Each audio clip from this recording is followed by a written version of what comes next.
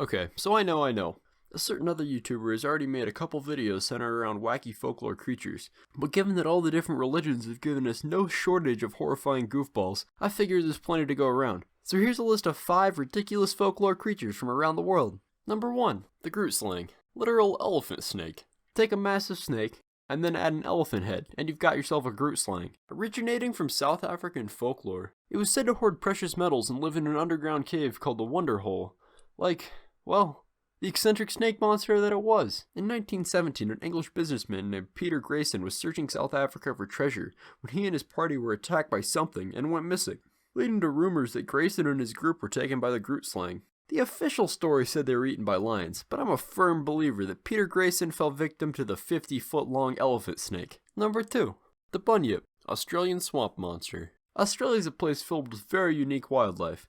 So much so you could honestly consider real Australian creatures fictional. I mean, what is even a kangaroo? It's not a primate, but it has these goofy looking arm things, and it gets around by literally hopping all over the place like a giant hairy frog. So it's no surprise that Australian natives would come up with some creative folklore. What exactly the Bunyip is varies from story to story. Sometimes it's a seal-like dog creature, other times it's a literal giant starfish, but most stories center around it being some sort of swamp creature that emerges from the swamps at night to devour Aussie women and children. And as soon as The Bunyip. saw me, The Bunyip. came bounding over.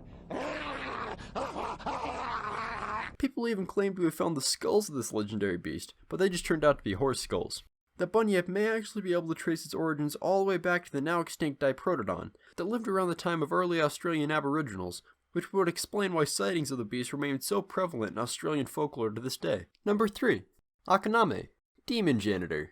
Japan can be different, and it's no surprise when you leave a civilization on an island for a few hundred years that they come up with some pretty batshit folklore, like the Akaname, literally meaning filth licker. The Akaname were these little red fellers that hung around bathhouses and bathrooms, licking the toilets and bathtubs clean with their abnormally long tongues. You would think the Japanese would welcome these little demons to clean their bathrooms, but they were despised, and the stories most likely originated from parents who used the Akaname to scare children to make sure their bathrooms are clean, lest they attract the Akaname. Fun fact, the creation of the Pokemon Lickitung and Lickety-Lick were actually said to be inspired by these ancient Japanese janitors. Number 4. Lashy, Slavic tickle monster. The Lashy were Slavic spirits that would roam around forests hunting and abducting the occasional child, who he would then replace with one of his own children called changelings, who would grow up stupid and eat all the family's food. Much like nature's certified scumbag, the magpie. Seriously, look at these filthy freeloaders. They're generally described as some sort of Bigfoot-like creature, surrounded by various wild animals like some sort of nature deity. Except for the whole child abduction thing, the Lashy were seen more as a chaotic neutral than a scary forest monster. The tickle monster part comes into play when an exceptionally mischievous Lashy would trick a traveler into following them deep into the woods, where the Lashy would then tickle the poor soul to death. If encountered by the stray Lashy, you were to turn your clothes backwards and put your shoes on the opposite feet, and if all else fails, lighting fire to the forest will surely put an end to your Lashy problem. Number 5. The vegetable lamb of Tartary. So this final character is a bit of a weird one. Yes, weirder than all of you. The vegetable lamb of Tartary is a plant/animal creature from medieval Europe that has been around since AD 436. It's basically a plant with a sheep growing from the top like a fruit. The sheep would just hang out and eat all the plants surrounding it until it eventually would exhaust its food supply, at which point it would die. The sheep could then be eaten, and the wool would be fashioned into little hats. Sometimes the plant bore multiple sheep, all of which supposedly tasted like honey.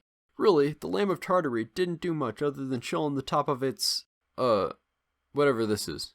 Apparently, the entire idea of the plant with the sheep on the top was spawned through a simple misunderstanding over what a cotton plant was. Because at the time, European peasants only knew of sheep making wool, and didn't understand what a cotton plant was. So the simplest idea was just to assume that it was a sheep on top of a plant or something. I had a lot of fun researching these different folklore creatures, so if any of you know of any weird creatures you thought I'd missed, let me know in the comments down below. Anyway, I'm glad you made it this far. Thanks for watching.